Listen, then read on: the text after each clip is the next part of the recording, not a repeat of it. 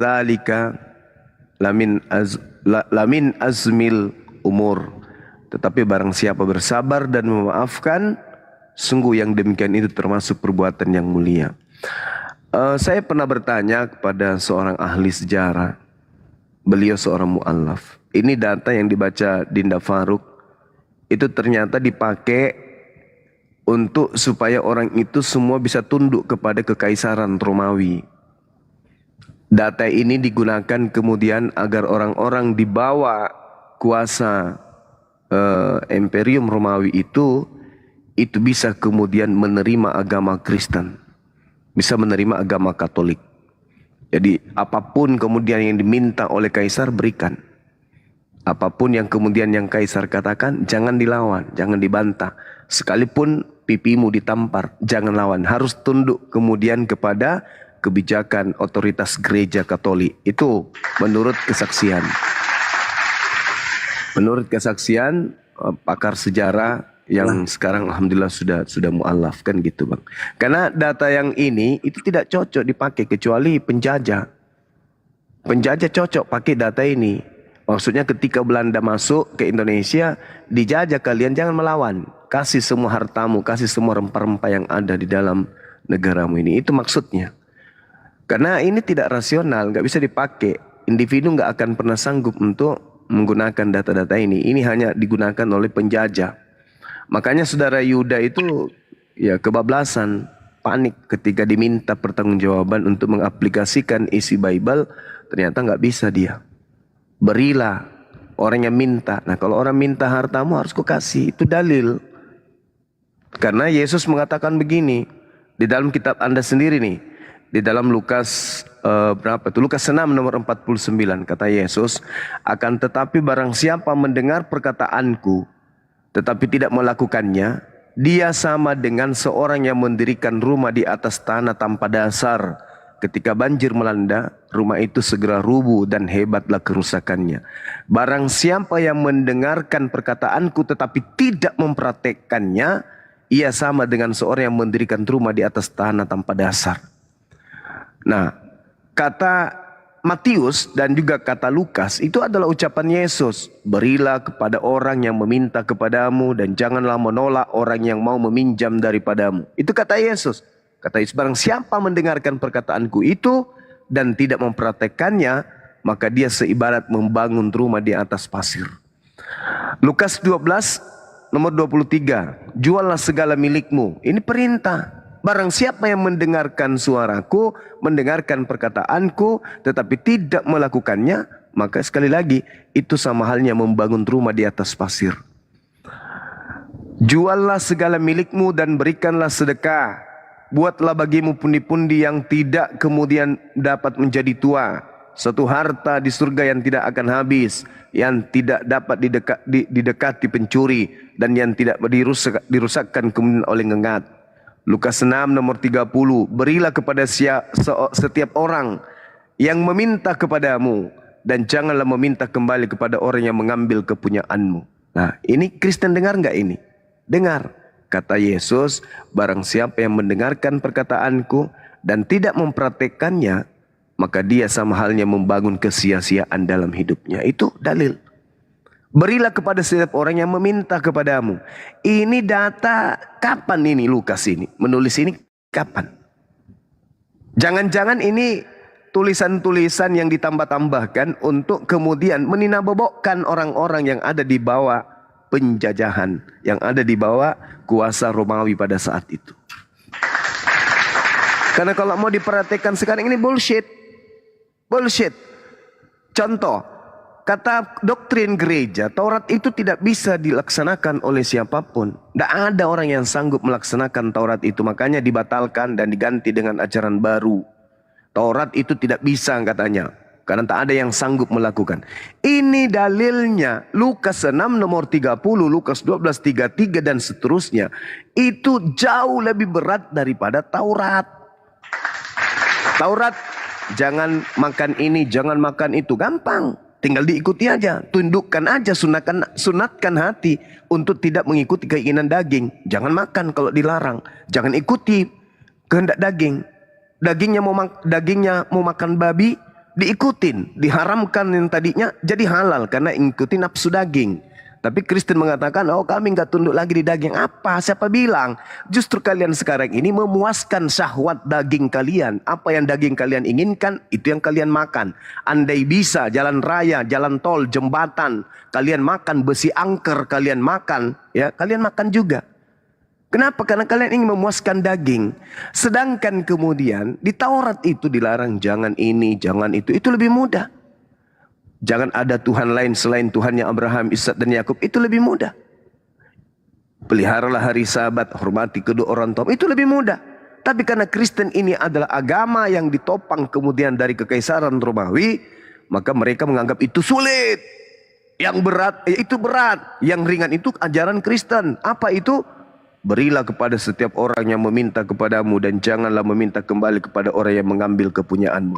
Ini jauh lebih berat. Saudara, sulit saudara-saudara. Ini jauh lebih berat. Ini jauh lebih berat. Ya, tetapi karena ini ya namanya juga kekaisaran Romawi ya, penguasa pada saat itu sengaja mendoktrin wilayah-wilayah jajahannya supaya ketika kaisaran minta harta, upeti, jangan kemudian menolak. Berikan semuanya, berikan semuanya, berikan semuanya. Itulah yang terjadi. Jadi perlu dicatat, kitab Lukas ini tidak pernah ada legitimasi dari Yesus. Oleh karena itulah kemudian ya terindikasi ini adalah penambahan-penambahan dari orang-orang yang tidak dikenal. Karena Lukas ini bukan murid Yesus. Lukas ini asisten Paulus yang kelak menjadi tokoh pendiri agama Kristen. Saya kira begitu sebagai penambahan dari saya. Sulit saudara-saudara.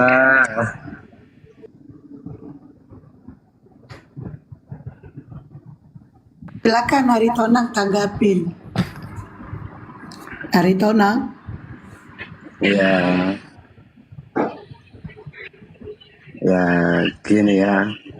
Biar bagaimanapun kalian itu nggak akan bisa paham tentang Alkitab.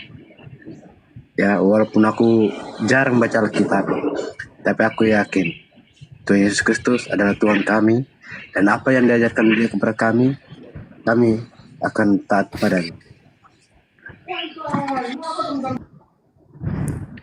Iya, saya mengaminkan itu kawan, saya mengaminkan. Tuhannya Kristen itu adalah Yesus Kristus. Itu Tuhannya Kristen.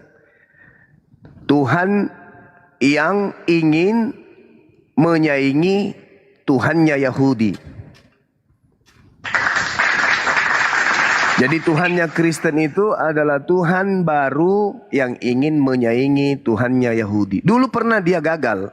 Dulu gagal dia. Kami nggak menyaingi Tuhannya Yahudi, kami nggak menyaingi apa?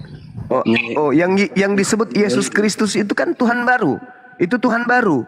Itu Tuhan baru itu. Yesus Kristus itu Tuhan baru. Itu Tuhannya Kristen. Yahudi tidak menuhankan Tuhan Yesus Kristus itu, enggak. Yesus Kristus itu Tuhan baru yang dilantik kemudian oleh otoritas kemudian daripada Katolik. Itu Tuhan baru itu. Dia bukan Tuhan di kalangan Bani Israel. Dia bukan Tuhan bagi Bani Israel. Dan dia bukan Tuhan bagi keturunan Abraham. Itu Tuhan baru. Dulu Tuhan baru Yesus Kristus ini pernah memproklamirkan dirinya menjadi Tuhan. Di dalam kitab Yesaya kemudian tertulis, dia naik ke atas awan-awan yang tinggi untuk menyaingi pencipta langit dan bumi. Tapi tidak bisa, dia dilemparkan turun ke kubur. Makanya Yesus mengatakan, anak Maria mengatakan bahwa saatnya sekarang dunia akan dihakimi. Sebab penguasa dunia itu akan dilemparkan keluar. Keluar dari mana? Keluar dari kubur. Setelah dia keluar dari kubur, barulah petantang petenteng. Kepadaku telah diberi kuasa, baik di langit maupun di bumi. Akulah Alfa, akulah Omega. Itu adalah makhluk yang ingin menyaingi pencipta langit dan bumi yang kalian sembah. Sadar enggak kalian itu kawan-kawan? Pencipta langit dan bumi bukan manusia dan bukan anak manusia. Pencipta langit dan bumi tidak serupa dengan manusia. Tetapi kemudian ada kekuatan di luar daripada Tuhan yang disebut iblis yang ingin menyamai Tuhan. Iblis ini yang pernah mengatakan kata-kata itu. Kepadaku telah diberi kuasa di langit di bumi. Beserta kemuliaannya dan kemegahan dunia ini akan kuberikan kepadamu. Apabila engkau tunduk menyembah aku. Lukas 4 nomor 6 nomor 7. Siapa itu? Iblis. Jadi yang keluar dari kubur mengatakan, kepadaku telah diberi kuasa. Itu siapa? Tuhannya Kristen. Siapa namanya? Yesus Kristus. Berarti Yesus Kristus anak Maria ini Tuhan? Bukan. Yesus anak Maria itu manusia, dia nabi, dia rasul yang tidak bisa berbuat apa-apa dari dirinya sendiri kecuali dia menerima perintah titah dari Tuhannya Sang Bapa yang mengutusnya kepada Bani Israel. Lalu siapa Yesus Kristus yang disembah oleh Kristen?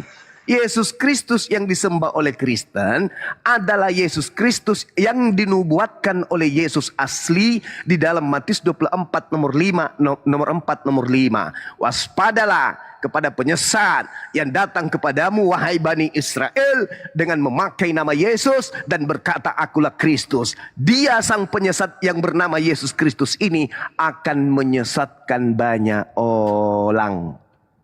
Siapa orang yang banyak disesatkan oleh Yesus Kristus palsu ini? Namanya pengikutnya adalah Karisteng. Karisten artinya pengikut Kristus. Kristus mana yang diikuti oleh Karisteng?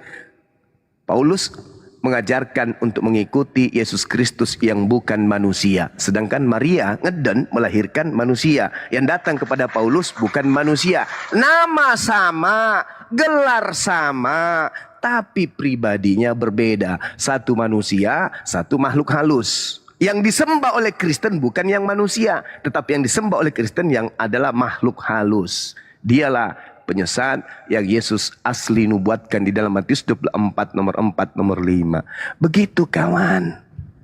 Itulah yang kamu sembah hari ini. Yesus yang adalah roh, yang bukan manusia. Padahal saya Yesus percaya. Silakan aja nggak percaya kepada Yesus. Anda tidak butuh, saya juga tidak butuh Anda percaya kepada saya. Saya hanya menerangkan. Yesus mewaspadai murid-muridnya Bani Israel agar waspada kepada penyesat yang mengaku Yesus Kristus. Dia akan menyesatkan banyak orang. Alhasil kalian ini mendapatkan pengajaran bukan dari Bani Israel. Bukan rabi-rabi Yahudi yang datang di Indonesia mengajarkan kalian untuk menjadi Kristen. Tapi yang mengajarkan kalian Kristen adalah misionaris yang datang ke Nusantara bersama dengan penjajah Belanda. Dan mereka adalah orang Barat. Orang-orang yang tunduk kepada apa yang menjadi asas kenegaraan, kerajaan, kekaisaran Romawi, bukan Yahudi. Sadarilah itu. Sadarilah itu. Mumpung ada apologet Islam Indonesia mengingatkan, kalian memang pengikut Yesus Kristus. Kata siapa? Bukan. Memang. Kristen adalah pengikut Kristus. Kristen saudara-saudara saya ini adalah penyembah Yesus Kristus. Betul. Memang betul. Sayangnya, saudara kita Yesus, anak daripada Bunda Maria, tidak pernah mengajarkan dirinya untuk disembah, tidak pernah mengajarkan dirinya adalah Alfa dan Omega, tidak pernah mengajarkan dirinya kepadanya telah diberi kuasa di langit dan di bumi, tidak pernah mengajarkan dirinya sebagai Tuhan yang nusul ke bumi menjadi manusia. Semua data-data di dalam Bible yang mendudukkan Yesus itu Tuhan, Tuhan, Tuhan, Tuhan, Tuhan itu semua adalah karangan-karangan wartawan yang kalian sebut dengan gelar racul. Silakan Anda bantah dengan data. Dengan hormat saya persilakan. Ya, biar bagaimanapun, lebih bagus Edis aja lah aku dengar. Ya silakan, kan Anda sekelompok dengan dia, penyembah Kristus juga kan Edis? Oh, iya. Wa ikhwanuhum yamuddunahum fil ghayyi tsumma la yuqsirun. Silakan dengan sesamamu penolong-penolong setan. Silakan. Boleh si Edis masuk di sini, soalnya udah kumpul. Silakan masuk ke sini, silakan. Malah saya dari kemarin-kemarin memberikan sayembara. Barang siapa yang bisa membuktikan bahwa yang kalian sembah bernama Yesus Kristus itu adalah anak Maria, 10 juta. Ini hari Senin, ku naikkan 5 juta lagi. Menjadi 15 juta dari rekening pribadi Bang Suma. Silakan. Kalau ada Kristen, si CP, Kiamat, Elia Maron, Edis, siapa lagi? Saipuddin, siapa lagi? Bom-bom. Semuanya, siapapun. Kristen ini saya naikkan 15 juta bagi mereka yang mampu membuktikan bahwa yang mereka sembah yang bernama Yesus Kristus itu adalah betul-betul anak tiri dari Yusuf, betul-betul adalah anak darah daging dari Maria. Kalau Anda mampu membuktikan secara akurat, 15 juta. Wallahi, saya tidak bercanda, saya tidak main-main. Saya sedang ingin berbaik hati kepada saudara-saudara saya. Apalagi saya tadi melihat Pak Bom Bom, saya sangat sedih melihat dia curhat. Saya ini memang betul-betul turun ke TikTok karena saya butuh koin. Jujur, saya butuh koin. Saya tidak lagi bekerja. Saya sudah 10 tahun tidak pernah bekerja lagi. Dulu saya kontraktor, tapi sekarang ini saya makan, saya hidupi keluarga saya dari hasil koin. Saya sedih. Biar bagaimanapun dia saudara saya juga. Saya sedih. Saya katakan, saya tulis di bawah, Bom Bom, kalau kau pingin duit 15 juta, kau buktikan di mana saya live, kau naik ke sana, buktikan ke saya bahwasanya yang kalian sembah, yang kalian puja-puja dengan mengambil data-data kitabnya Yahudi, dengan mengambil hasil tulisan-tulisan wartawan yang kalian sendiri tidak kenal itu, kalian usung jadi Tuhan bernama Yesus Kristus itu adalah anak Maria. 15 juta, wallahi saya ikhlas karena Allah. Silakan, siapapun itu. Jangan pula Edis kau undang ke sini, turunkan yang lain. Turunkan yang lain. Mute. Jangan pula kayak gitu modelnya.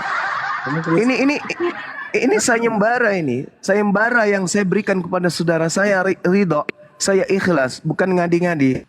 Benar-benar sungguh saya ingin bersedekah, ingin berinfak meskipun beda keyakinan. Silakan Anda naikkan tokoh-tokoh kalian, para penghujat, penista untuk menjawab sayembara saya tersebut. Semua orang di sini jadi saksi, Bang Suma menjanjikan 15 juta dari pribadi saya. Nih, wallahi saya lagi puasa, saya tidak mungkin berbohong.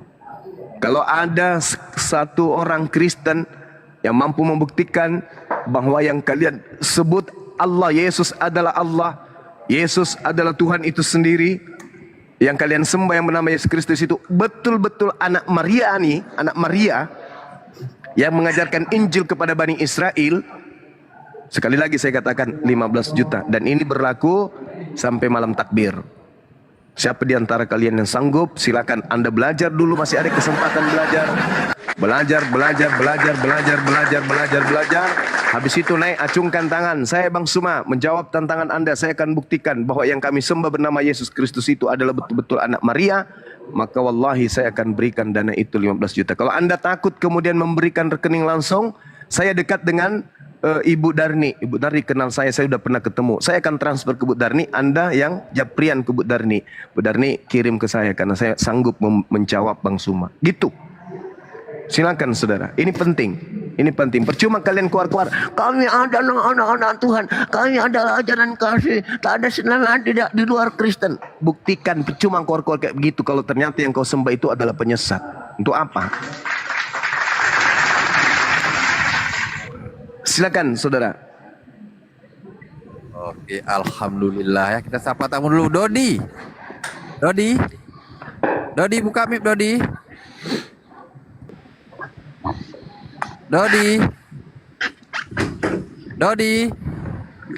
Sekali lagi saya panggil, Anda tidak menjawab, saya turunkan. Dodi, ya. Hah? Ya. Agama apa? Saya Katolik. Oh, Katolik. Oke, siap. Katolik ya. Ini untuk netizen di bawah, tolong di tap layar ya, dikuatkan biar kuat Komal, dikirim love orange ya. Love orange di tap layar, dikirim love orange ya biar kuat Komal. Untuk Kristen, buat permintaan yang sanggup menantang Gurunda, tulis saya Kristen, berapapun pendeta pun sama sekali akan kita naikkan. Akan saya turunkan semua yang Muslim, tinggal Gurunda dengan Bang Faruk. Kalau yang betul-betul sanggup menjawab. Lanjut Gurunda, ini ada si Dodi, Gurunda. Silakan Bang, silakan. Saya hanya nitip. Iya, silakan. Bang Zuma sebentar. Iya. Gini Bang Zuma, kenapa ya kalau malam malam Lailatul Qadar atau malam Nuzulul Quran itu bertepatan di bulan Ramadan, nggak jatuh tanggalnya itu nggak kayak tanggal 25 Desember gitu, hari lahirnya Yesus gitu Bang Juma. Iya. Kenapa Al-Quran menjawabnya kemudian di dalam surah Al-Anbiya ayat 23. Bismillahirrahmanirrahim. La yus'alu amma yaf'al. Allah tidak ditanya tentang apa yang dikerjakannya. Kenapa Lailatul Qadar ini gini? Itu Allah tidak ditanya. Suka-suka Tuhan, suka-suka Allah. Allah mau lakukan apa saja.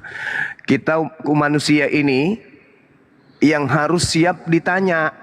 Kitalah yang harus ditanya. Kenapa kamu tidak Islam? Kenapa kamu masih menyembah makhluk roh?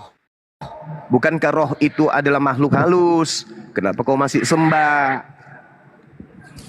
Gitu, saudara. Jadi Allah tidak ditanya, kenapa harus begini? Kenapa harus begitu? Kita ini hamba, tunduk berserah diri kepada kaidah-kaidah yang ada. Seperti itu, terlalu jauh kita kemudian melanglang buana. Yang kita bahas ini sekarang mengenai konsep ketuhanan.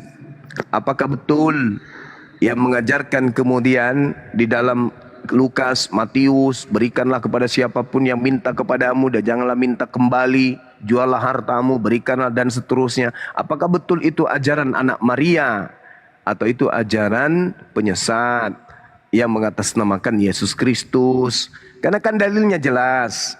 Waspadalah kepada penyesat yang datang kepadamu dengan memakai nama Yesus dan berkata akulah Kristus. Dia, mereka penyesat ini akan menyesatkan banyak orang. Itu jauh lebih penting. Siapa orang banyak yang disesatkan oleh Yesus Kristus itu? Cari siapa di dunia ini yang gelarnya pengikut Kristus. Ya Kristen. Jadi orang banyak yang disesatkan itu namanya Kristen. Mari kita buktikan. Siapa yang memerintahkan kalian menyembah Yesus Kristus itu? Ada yang memerintahkan kalian? Tidak ada kan? Berarti kalian membantu iblis yang ingin menyamai Tuhan. Tuhan memiliki hamba. Tuhan memiliki hamba. Iblis juga mau punya hamba. Kalianlah yang menjadi hambanya. Sehingga Tuhan memiliki saingan. Iblis itu kerjanya mau menyaingi Tuhan. Ketika Tuhan mengatakan jangan kau makan buah pohon larangan baik dan jahat ini, iblis mengatakan makan. Ketika Tuhan mengatakan jangan kau makan babi, iblis yang mengatakan makan. Sunatkan kulupmu, iblis yang mengatakan jangan sunatkan kulupmu. Iblis itu selalu saja bertentangan dengan perintah yang maha tinggi. Kerjaan iblis itu dari awal mulanya kayak begitu. Apa yang diperintahkan Tuhan diobrak-abrik oleh iblis supaya manusia ini justru lebih tunduk kepada dia daripada kepada Tuhan. Nah sekarang Tuhannya mengajarkan menyembah kepada dirinya, yaitu yang ada di langit. Yesusnya mengajarkan menyembah kepada hakikat yang ada di langit, yang tidak serupa dengan apapun, yang tidak pernah dilihat oleh manusia, yang tidak pernah kemudian nusul menjadi makhluk, yang tidak pernah dibentuk dalam bentukan apapun. Itu ajaran Tuhan. Giliran kemudian ada makhluk datang kepada Paulus mengaku Yesus Kristus, segala-galanya kemudian berubah 180 derajat, 9%. Yang tadinya hanya seorang bayi, aku lapar, aku ngantuk, mama minum cucu. Begitu muncul makhluk yang mengaku Yesus Kristus, seketika bayi ini duduk setara dengan pencipta langit dan bumi. Bahkan pengikutnya mengatakan apa? Menyembah 3 pribadi. Oh salah bang, kami menyembah Tuhan kami satu. Siapa Tuhan satu itu? Yesus dan Bapa. Berarti sama dengan Kristen menggaungkan bahwa Yesus Kristus itu adalah Bapa itu sendiri. Setara dengan Bapa, sehakikat dengan Bapa. Dengan kata lain, orang-orang ini kemudian membantu iblis dalam menyaingi pencipta langit dan bumi. Kemana mereka pergi nanti? Ke surga? Nggak mungkin. Nggak mungkin. Orang yang membantah perintah Tuhan dan orang yang ingin menyaingi Tuhan dan mengusung orang lain untuk menjadi penyaing Tuhan, itu semuanya di neraka tempatnya. Itu di neraka. Anda tidak percaya? Anda baca Matius 7 nomor 22 nomor 23. Kemana Yesus mengusir orang-orang yang memanggil Yesus Tuhan? Kemana Yesus mengusir orang-orang yang memanggil dirinya Tuhan, bermukjizat pakai namanya, mengusir setan pakai namanya, bernubuat pakai namanya. Kemana dia pergi? Ke neraka, bukan? Kenapa? Karena orang-orang ini adalah penyesat. Kenapa dikatakan penyesat? Karena mereka melantik sosok roh yang ngaku Yesus Kristus sesama, setara, bahkan sehakikat dengan pencipta langit dan bumi. Na'udzubillah, summa na'udzubillah. Itu adalah kejahatan yang sangat luar biasa tuh. Kejahatan yang sangat luar biasa. Orang-orang Yahudi tidak pernah memberikan saingan kepada Yod-Heh-Vav-He. Orang Yahudi tidak pernah memberikan kemudian sandingan terhadap Tuhan mereka. Yesus tidak pernah mengajarkan dirinya seimbang, seirama, selevel dengan Tuhannya. Yohanes 17 nomor 3. Hidup kekal itu adalah mereka mengenal Engkau satu-satunya. Bukan dua-duanya, bukan, tapi satu-satunya.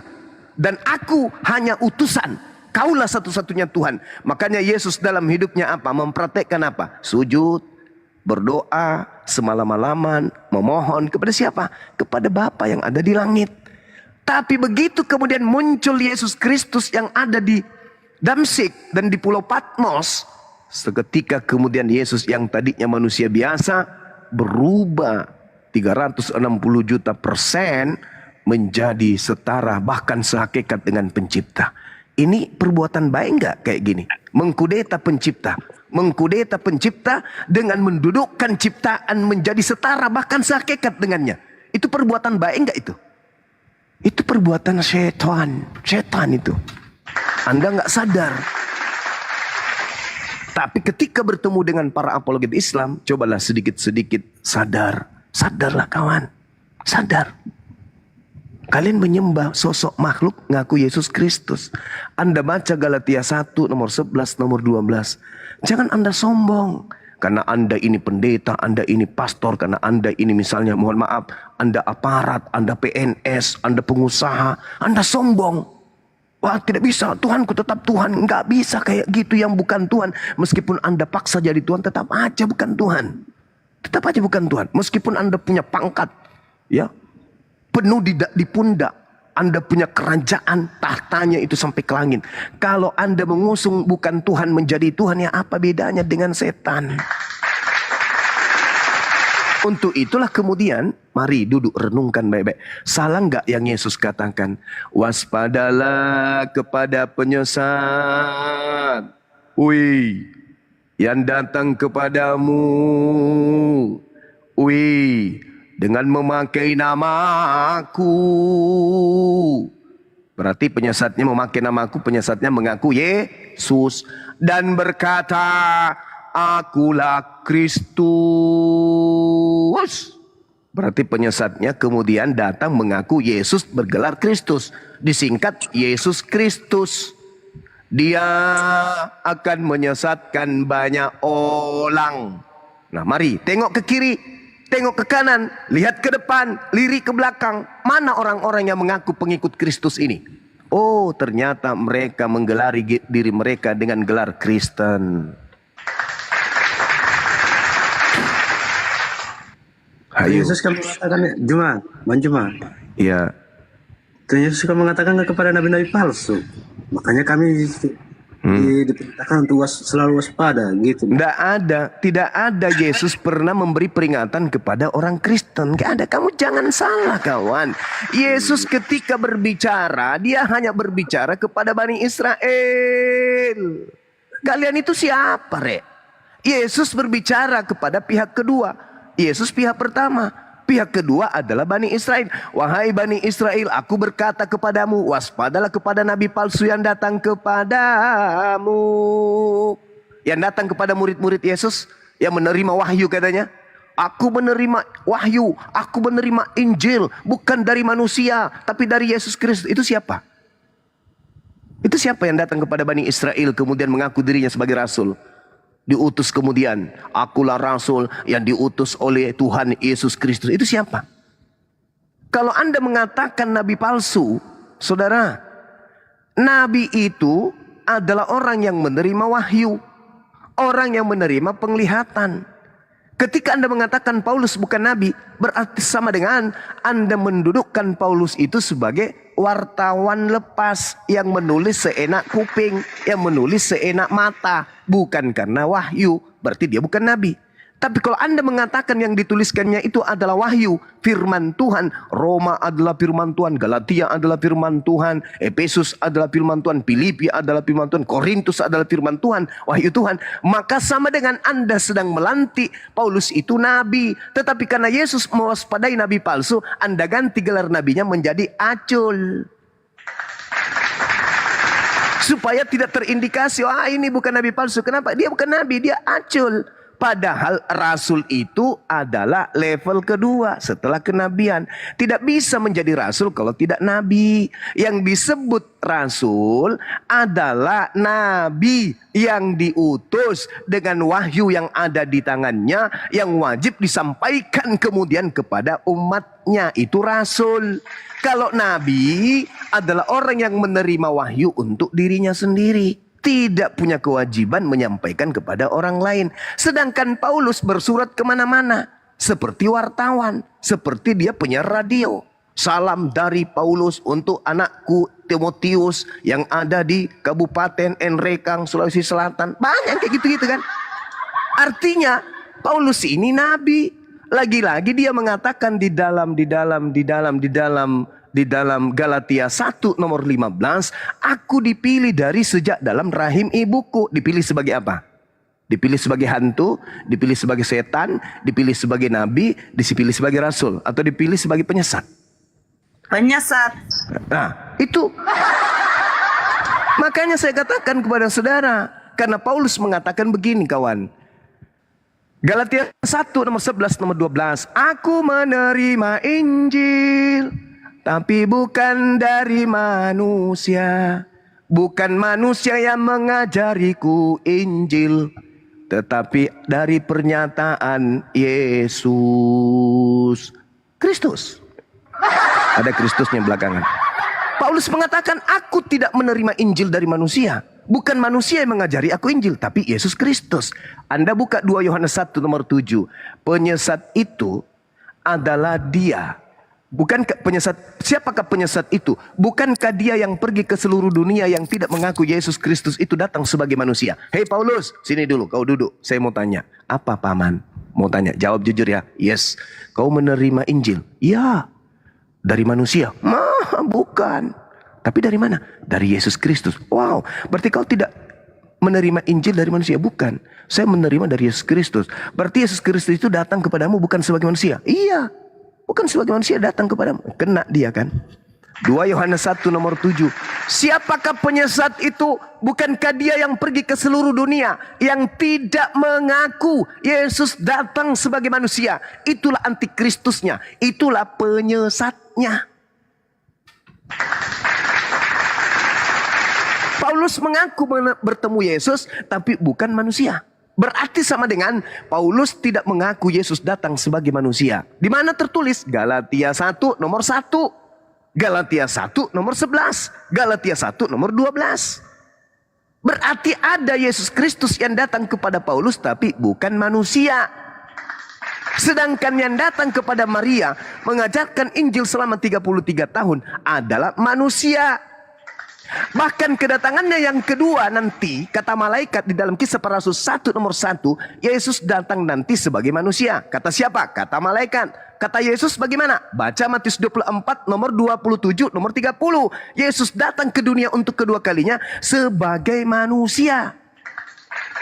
Jadi yang datang kepada Paulus bukan Yesus anak Maria, tetapi makhluk roh berupa cahaya. Di dalam Lukas 10 nomor 18, Yesus sendiri sudah membuka tabir itu. Apa kata Yesus? Aku Yesus melihat iblis jatuh turun dari langit ke bumi dalam rupa cahaya. Paulus menerima kemudian 13 kitab dari makhluk berupa cahaya. Siapa yang datang berupa cahaya ke atas muka bumi ini? Kata Yesus, setan. Siapa yang datang kepada Paulus? Kata Paulus, berupa cahaya. Siapa dia? Sedangkan Maria melahirkan manusia. Maria tidak melahirkan cahaya. Maria tidak melahirkan suara. Maria tidak melahirkan hantu. Maria tidak melahirkan Tuhan. Maria mutlak absolut melahirkan manusia. Sedangkan yang datang kepada Paulus itu bukan manusia. Sedangkan dalam Ibrani 13 nomor 8, Yesus kemarin dan hari ini, bahkan selama-lamanya tetaplah sama, tidak pernah berubah. Yesus kemarin, hari ini, dan selama-lamanya tidak pernah berubah. Yang datang kepada Maria adalah manusia, yang naik ke langit adalah manusia, yang turun ke bumi juga adalah manusia. Selama-lamanya dia adalah manusia. Dia tidak pernah berubah menjadi ayam, apalagi berubah menjadi hantu, lebih-lebih lagi berubah menjadi Tuhan. Lalu siapa Kristen ini yang mengusung sosok makhluk roh yang bernama Yesus Kristus? Dia adalah kelompok asing di luar dari ajaran Yesus yang manusia. Makanya dia berpesan kepada muridnya, waspadalah kepada serigala yang nyamar domba.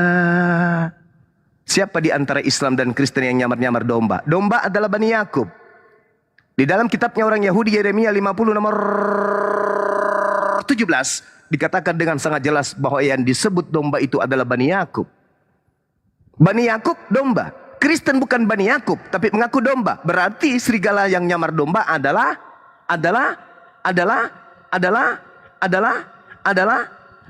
kasetnya rusak. Adalah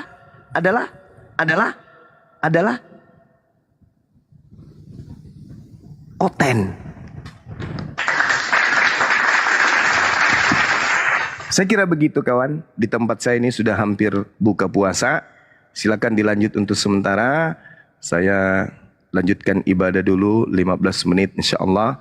Kalau masih ada yang ingin berdiskusi, ingat pembuktiannya 15 juta bagi teman-teman Kristen yang mampu membuktikan bahwa yang kalian sembah itu adalah Yesus anak Maria. 15 juta meluncur. Gedebuk. Bahkan Bunda Mila kemarin juga mengatakan ingin menambahi. Mantap sekali. Iya. Keren. Mau ngingetin itu aja, saya tambahin. Masya Allah. Gitu. Insya Allah Namanya ya. berapa Bun? Ya berapalah maunya. Dah. Ya, nggak usah terlalu banyak Bun.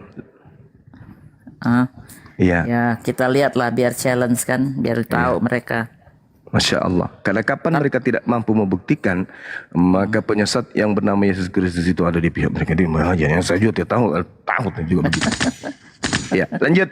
Yes, Yang kami lakukan ini semata-mata adalah siar, yang kami lakukan ini semata-mata adalah konseling, yang kami lakukan adalah proses belajar mengajar. Ada yang mengajar, ada yang belajar, ada yang sedang menerima materi, ada yang sedang memberikan materi. Kalaupun ada yang salah, silakan diluruskan.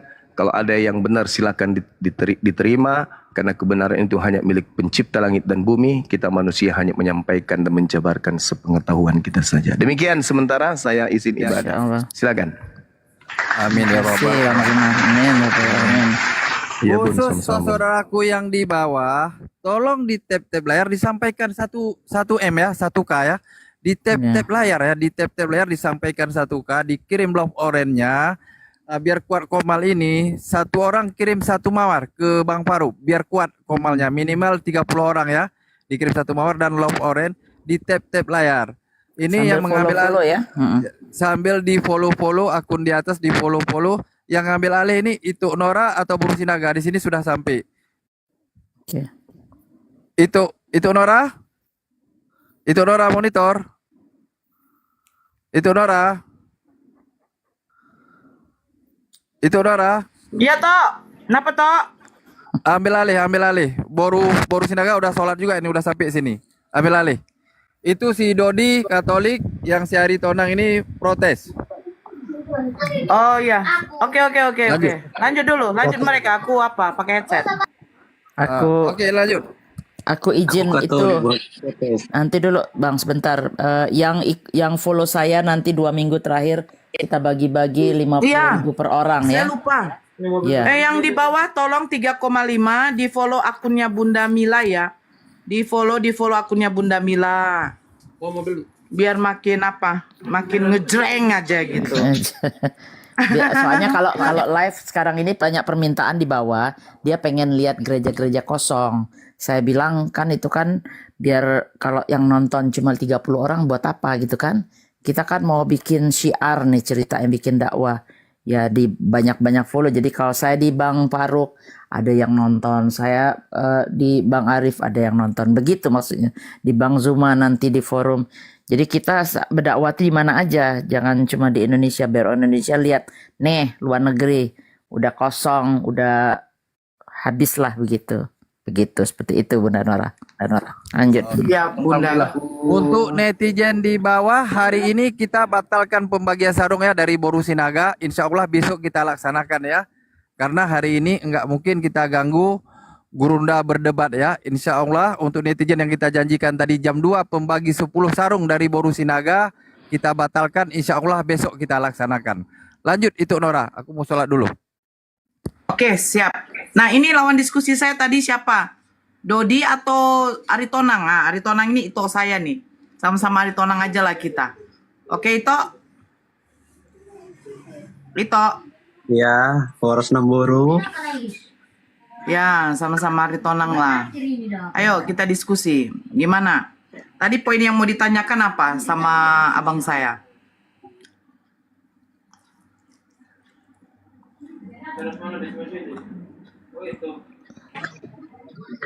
Ya, yang mau ditanyakan ini kan, coba yakinkan aku. Ya, apa mujizat Nabi Muhammad? Itu aja. Tawa saya. Lah, kalau soal meyakinkan itu, ya.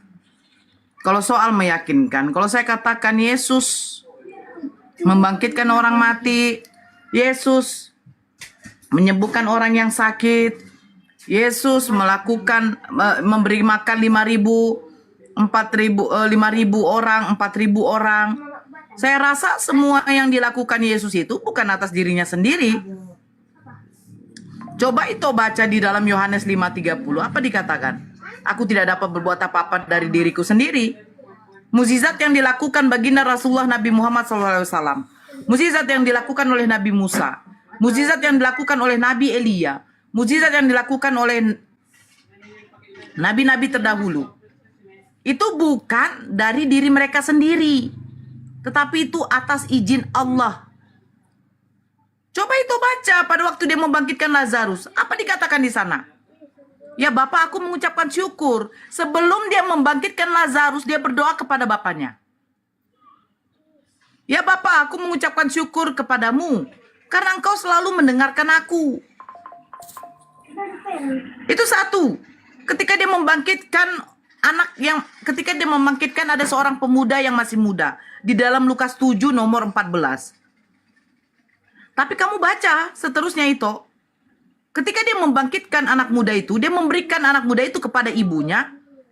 Orang-orang yang di sekitar situ merasa takut dan memuliakan Allah. Bukan memuliakan Yesus. Bahkan di ayat nomor 16-nya, apa dikatakan di situ? Apa dikatakan di situ?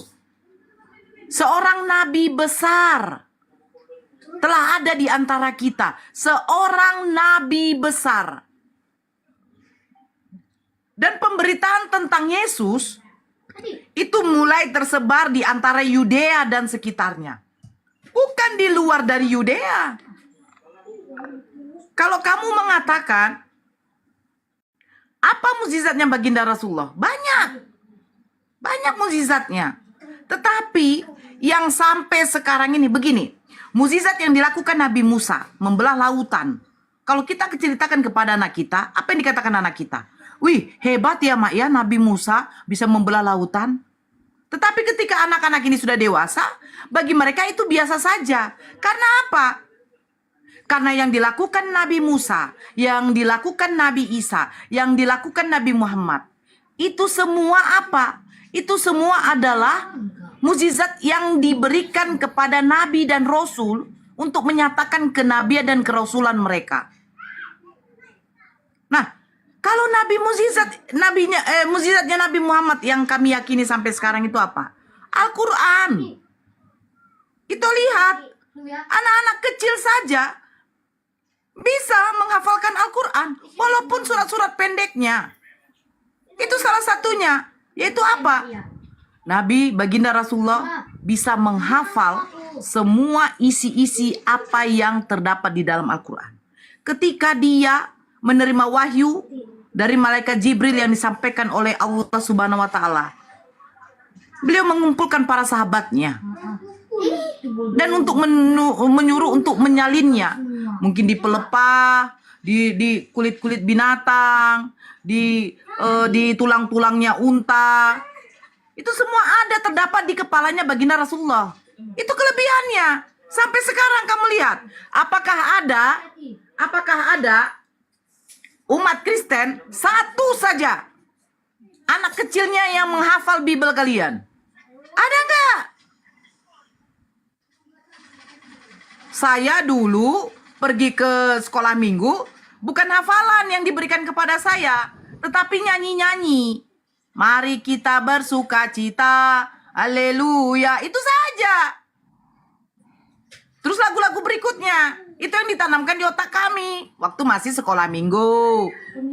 Nah, ketika dewasa, mulai remaja, mulai muda-mudi, tidak ada disuruh konteks hafalan. Cuman membaca, Yesus pada waktu itu dilahirkan, dia menebus, itu saja. Tapi coba anak kecil, anak yang berumur 4-5 tahun, walaupun belum fasih membaca Al-Quran, dia tidak pandai membaca Al-Quran. Tapi ketika dia mendengarkan ibu, bapaknya, atau abangnya, atau kakaknya ketika waktu sholat, membacakan Al-Fatihah, sudah terekam di otaknya. Dan bagi dia itu mudah untuk menghafalnya. Mudah. Bahkan doa saja, doa yang menggunakan bahasa Arab saja, Allahumma barik, dia masih bisa menghafalnya walaupun tanpa membacanya karena dia umur 4 tahun masih tidak tahu yang namanya huruf. Bagi saya, mukjizatnya Nabi Muhammad itu yang kami akui umat muslim adalah Al-Quran. Nah, sekarang Yesus mukjizatnya membangkitkan orang mati. Nabi Elia juga menyembuhkan orang sakit. Dokter-dokter sekarang juga bisa. Tapi apakah bisa Yesus mematikan orang dengan kekuasaannya? Tidak. Kalau Tuhannya tidak mengizinkan, tidak akan mati. Bahkan dia membuat suatu tantangan bagi Kristen. Coba itu buka di dalam Markus 16. Apa dikatakan Yesus? Menerima Yesus sebagai juru selamat. Memberi dirinya dibaptis. Sekalipun ia minum racun maut, ia tidak akan mati. Nah, adakah satu pendeta saja yang sudah membuktikan menerima Yesus sebagai juru selamat, memberi dirinya dibaptis, meminum racun maut, dia tidak akan mendapat celaka? Ada nggak satu saja pendeta yang membuktikan omongan dari Markus? Ada nggak? Nggak ada, itu. Nggak ada. Nggak ada yang berani. Karena apa? Karena mustahil. Jadi ketika mustahil dari perkataan seperti itu, pertanyaan saya begini. Apakah catatan di dalam Markus itu adalah firman Tuhan? Apakah memang benar Yesus yang mengatakan seperti itu? Atau hanya karangan Markus saja yang menuliskan seperti itu? Kalau memang pernyataan itu adalah pernyataan Yesus, saya yakin Yesus konsisten dengan perkataan dia. Ketika dia mengatakan bahwa dia adalah Tuhan dan Juru Selamat, dia harus membuktikan kepada pengikutnya, kepada penyembahnya, bahwa sekalipun penyembahnya, pengikutnya minum racun maut, dia tidak akan celaka. Betul? Itu sendiri aja yang coba minum racun maut, open camp, saya lihat. Saya akan meminum kencing unta. Bagaimana itu? Bagaimana itu? Ini mukjizat kan? Kamu mengatakan mukjizat dan baginda Rasulullah. Al-Quran, bagi saya Al-Quran yang sampai sekarang teruji. Teruji. Anak kecil saya bacakan tiap hari. Dalam 1 minggu dia akan mungkin bisa mengikuti saya untuk membacakan ayat-ayat suci Al-Quran. Kristen, belum tentu. Itu saja belum tentu menghafal. 1 ayat saja. Palingan hari ini telah lahir bagimu Kristus Tuhan di kota Daud. Itu saja mungkin. Coba baca di Yeskiel Amsal. Ada nggak? Di 1 Samuel. Ada nggak? Nggak ada itu. Mukjizat bagi kami umat muslim dari baginda Rasulullah. Yaitu 1. Yang paling utama Al-Quran. Yang kita tahu, baginda Rasulullah kalian katakan adalah buta huruf. Tetapi apa yang terjadi? Sampai sekarang tidak ada satupun manusia yang bisa membuat semisalnya Al-Quran itu. Yang mengubahnya tidak akan bisa. Satu titik saja, satu harokat saja. Tidak akan ada yang bisa. Sekarang itu buktikan sama saya. Bentuk ketuhanan Yesus yang bisa meyakinkan saya lagi untuk murtad, mengenal Yesus sebagai Tuhan dari pengakuan dirinya sendiri. Silakan itu. Zuma udah standby masuk ya Bang. Silakan itu aku.